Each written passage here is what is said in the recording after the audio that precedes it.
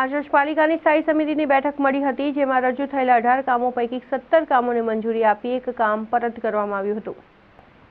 આજની આ બેઠકમાં મુખ્યત્વે એફોર્ડેબલ હાઉસિંગ વિભાગ, જમીન મિલકત શાખા, કાર્યપાલક ઇજનેર, પૂર્વ ઝોનની કચેરી, ડ્રેનેજ વરસાદી ગટર પ્રોજેક્ટ શાખા, મિકેનિકલ ખાતું, સોલિડ વેસ્ટ મેનેજમેન્ટ શાખા, પાણી પુરવઠા શાખા જેવા વિભાગોમાં કામ મંજૂરી માટે મૂકવામાં આવ્યા હતા।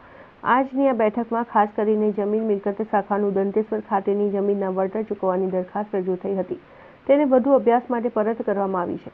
સાથે એફોર્ડેબલ હાઉસિંગ વિભાગ દ્વારા મુખ્યમંત્રી ગૃહ યોજના અંતર્ગત બનાવવામાં આવેલા EWS, LIG, MIG યોજનાની દુકાનોને હરાજી થકી વેચાણ કરવા માટે હરાજી માટે નિમેલ સ્થાયી સમિતિના 2 સભ્યો નિવૃત્ત થયેલા હોય નવા 2 સભ્યો ડોક્ટર રાજેશભાઈ શાહ અને મીનાબા ચૌહાણની નિમણૂક કરવામાં આવી છે। વધુ વિગત સમિતિના અધ્યક્ષ ડોક્ટર શીતલ મિસ્ત્રી દ્વારા જણાવવામાં આવી હતી। વડોદરા શહેરમાં દંતેશ્વર વિસ્તારમાં 18 મીટરના રસ્તા રેસામાં કપાતી 395 રેવન્યુ સર્વે નંબરવાળી જમીનનું જે વળતર ચૂકવવાની દરખાસ્ત હતી એને વધુ સાધનિક પુરાવા સાથે અવલોકન અને પૂરેપૂરી માહિતી સાથે ફાઇલ ફરી સ્થાયીમાં લાવવા માટે આઇટમને પરત કરવામાં આવી છે।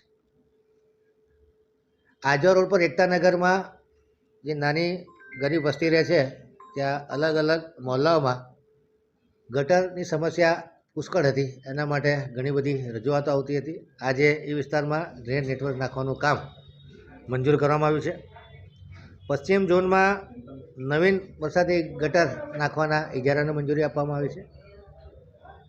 હાઈવે પર ખાસ કરીને LNTથી લઈને વાઘોડિયા જંકશન સુધી વરસાદી ચેનલ હાઈવેને સમાંતર 3x3 મીટરની 1 કિલોમીટર એરિયામાં 8 કરોડના ખર્ચે 8.23 કરોડના ખર્ચે નાખવાનું કામ મંજૂર કરવામાં આવ્યું છે।